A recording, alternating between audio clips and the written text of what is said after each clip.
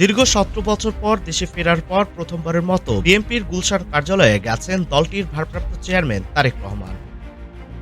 রোববার ২৮ ডিসেম্বর দুপুরে তিনি গুলশানে বিএনপির চেয়ারপারসনের কার্যালয়ে যান। এর আগে বিএনপির মিডিয়া সেল থেকে এই কর্মসূচির কথা জানানো হয়।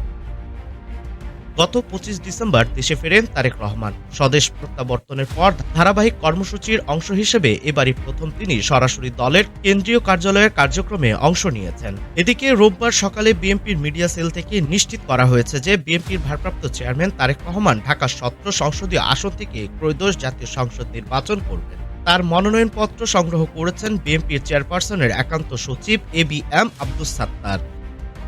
রোববার বেলা ১১টায় ঢাকা বিভাগীয় কমিশনার শরফ উদ্দিন আহমেদ চৌধুরী অফিস সেগুনবাগিচা থেকে মনোনয়নপত্র সংগ্রহ করেন।